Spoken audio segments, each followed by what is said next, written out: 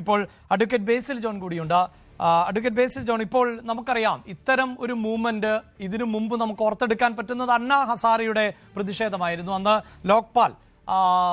ലോക്പാലിന് വേണ്ടിയുള്ള പോരാട്ടം, അവിടെ നിന്നാണ് AAP എന്ന പൊളിറ്റിക്കൽ പാർട്ടിയുടെ ഉദയം ഉണ്ടാകുന്നത്.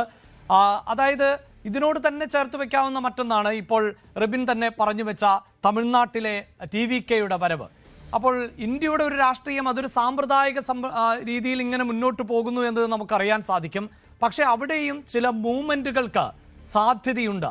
മാറ്റങ്ങൾ യുവാക്കൾ ആഗ്രഹിക്കുന്നുണ്ട്. പുതിയ ജനതയെ അഭിസംബോധന ചെയ്യുന്ന നേതൃത്വത്തെ അവർ ആഗ്രഹിക്കുന്നുണ്ട്. അങ്ങനെ ഒരു സന്ദേശം കൂടിയാണോ ഈ കൂട്ടായ്മ നൽകുന്നത് ബേസിൽ? ഉറപ്പായിട്ടും അത്തരത്തിലുള്ള സന്ദേശം തന്നെയാണ് യുവാക്കൾ ഇപ്പൊ ഡൽഹിയിലെ സമരവുമായി ബന്ധപ്പെട്ട് നൽകുന്നത്.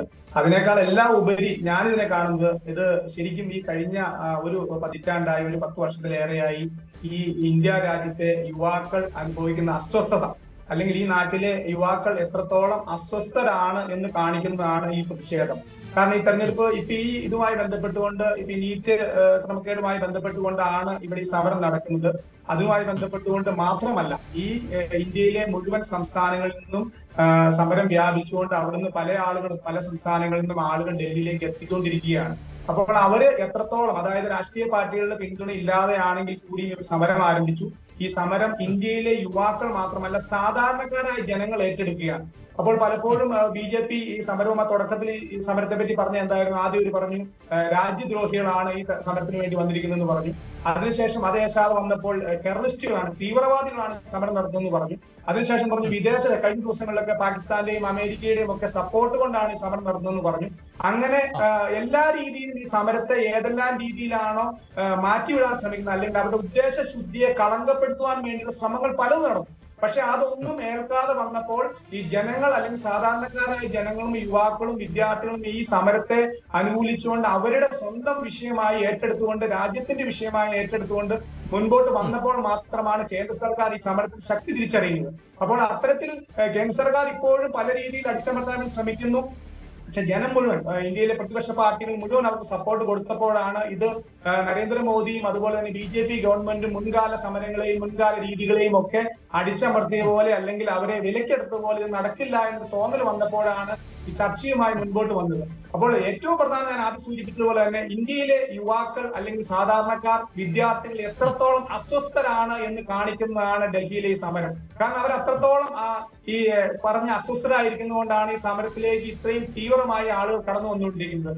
ഇത് കഴിഞ്ഞ ദിവസം അവർ പറഞ്ഞിരുന്നു, ഇത് ഇപ്പോൾ ധർമ്മേന്ദ്ര പ്രധാൻ രാജിവെക്കണമെന്നാണ് പറഞ്ഞത്.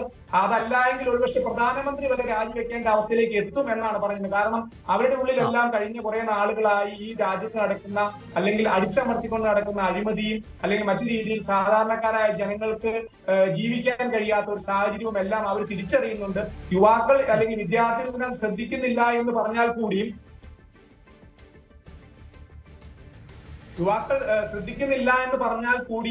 ഒരുപക്ഷെ ഏറ്റവും കൂടുതൽ ഈ പൊളിറ്റിക്സിനെ ശ്രദ്ധിക്കുന്നത് യുവാക്കളാണ്, അല്ലെങ്കിൽ വിദ്യാർത്ഥികളാണ്. അതുകൊണ്ടാണ് ഇത്രയും കാര്യക്ഷമമായി അവിടെ അഡ്വക്കേറ്റ് ബേസിൽ, ഞാനൊരു സംശയമായി ഉന്നയിക്കുന്നത്, ഇപ്പോൾ ബേസിൽ തന്നെ വിദ്യാർത്ഥി രാഷ്ട്രീയത്തിലൊക്കെ പ്രവർത്തിച്ചിട്ടുണ്ട്, പിന്നീട് ഇപ്പോഴും ഒരു പൊളിറ്റിക്കൽ പാരമ്പര്യം ബേസിൽ സൂചിപ്പിക്കുന്നുണ്ട്. പക്ഷേ അവിടെയൊക്കെ ഒരു സിസ്റ്റത്തിലൂടെ കടന്നു വരുന്നു, ഒരു രീതിശാസ്ത്രത്തിലൂടെയാണ് നമ്മൾ കടന്നു വരുന്നത് എങ്കിൽ ഈ പുതിയ തലമുറ അവർ അരാഷ്ട്രീയവാദികളാണ്, അല്ലെങ്കിൽ അവർക്ക് രാഷ്ട്രീയമോ ചരിത്രബോധമോ ഇല്ല എന്നൊക്കെ പറയുമ്പോൾ അവർ ആവശ്യപ്പെടുന്ന രാഷ്ട്രീയം മറ്റൊന്നാണ്. അവർ രാജ്യത്തോട് ആവശ്യപ്പെടുന്ന ഇതുവരെ ഉണ്ടായ ശീലങ്ങളല്ല, മറ്റ് ശീലങ്ങളിലേക്ക് രാജ്യം പോകേണ്ടതുണ്ട്, അവരുടെ വിഷയങ്ങളെ അഭിസംബോധന ചെയ്യേണ്ടതുണ്ട്. അങ്ങനെയൊന്നാണോ അവർ പറഞ്ഞു വെക്കുന്നത്? അല്ല, ഒരിക്കലുമല്ല. നമ്മൾ ഈ അരാഷ്ട്രീയം എന്ന വാദം തന്നെ തെറ്റാണ്. അതായത് 2012 കാലഘട്ടങ്ങളിൽ ഈ അണ്ണാ ഹസാരെയും അതുപോലെ തന്നെ അരവിന്ദ് കെജ്രിവാളും കിരൺ ബേദിയും ഒക്കെ സമരം ആരംഭിച്ചപ്പോൾ, അല്ലെങ്കിൽ ഈ ലോക്പാൽ ബില്ലിന് വേണ്ടിയും മറ്റ് രാജ്യത്തെ അഴിമതിയുമായി ബന്ധപ്പെട്ട് അഴിമതിക്കെതിരായും പോരാട്ടം ആരംഭിച്ചപ്പോൾ അന്ന് പറഞ്ഞു അരാഷ്ട്രീയവാദം. അന്ന് UPA ഗവൺമെന്റ് ആണ് പറഞ്ഞ അരാഷ്ട്രീയവാദം എന്ന്. അന്ന് BJP അതിനെ സപ്പോർട്ട് ചെയ്തു. കാരണം അവര് പ്രതിപക്ഷത്തിരിക്കുകയാണല്ലോ. അപ്പൊ അവരെന്താണ് സപ്പോർട്ട് ചെയ്തു. ഈ അരാഷ്ട്രീയവാദം എന്ന് പറയുന്ന ഒരു കാര്യം എന്തിനു വേണ്ടിയാണോ ഇത്തരത്തിൽ ഈ ഭരണകൂടം അല്ലെങ്കിൽ ഭരണപക്ഷത്തുള്ള ഉപയോഗിക്കുന്നത് എനിക്ക് മനസ്സിലാകുന്നത്. കാരണം ഇവര് പറയുന്ന കാര്യം എന്താ, ഈ നീറ്റ് പരീക്ഷയിൽ ക്രമക്കേട് നടന്നു. അതിന്റെ ഒന്നോ രണ്ടോ പല തവണയായി പല പരീക്ഷകളിൽ ക്രമക്കേട് നടക്കുന്നു.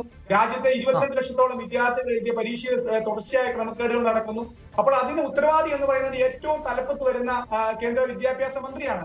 അദ്ദേഹം നിരന്തരമായി ഈ ക്രമക്കേടുകൾ ഉണ്ടാകുമ്പോൾ രാജിവെക്കണമെന്ന് പറഞ്ഞ് കൃത്യമായ ആവശ്യമല്ലേ, കൃത്യമായ ആവശ്യമാണ് പറഞ്ഞിട്ടുള്ളത്. അപ്പൊ ആ ആവശ്യം പറയുമ്പോൾ അതിനെ ഒരു അരാഷ്ട്രീയവാദം എന്ന് പറയരുത്.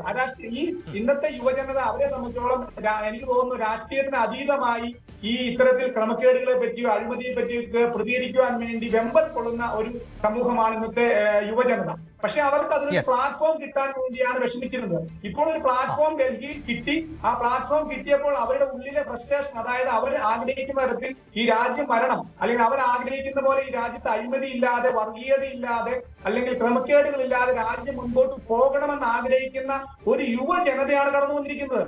അവർ അരാഷ്ട്രീയവാദികളെന്നോ തീവ്രവാദികളെന്നോ രാജ്യസ്നേഹമില്ലാത്തവരോ എന്ന് പറഞ്ഞ് മാറ്റി നിർത്താൻ കഴിയില്ല. പ്രത്യേകിച്ച് ഇപ്പോൾ BJPക്ക് ഏറ്റവും വലിയ കുഴപ്പമെന്ന് പറഞ്ഞാൽ ഇതിനകത്ത് ഇപ്പൊ ഞാൻ പറഞ്ഞില്ലേ, എല്ലാ വിഭാഗത്തിലും പെട്ട, എല്ലാ ജാതിയിലും പെട്ട സമ്പന്നരും സാധാരണക്കാരും എല്ലാ ആളുകളും ഈ സമരത്തെ അനുകൂലിക്കുകയാണ്. സിനിമാ ലോകത്തോട് അനുകൂലിക്കുകയാണ്, സ്പോർട്സ് മേഖലയോട് അനുകൂലിക്കുകയാണ്. അപ്പൊ BJP പിടിച്ചു നിൽക്കാൻ കഴിയുന്നില്ല. അതുകൊണ്ടാണ് ഇതിൽ ചർച്ചയുമായി വന്നിരിക്കുന്നത്.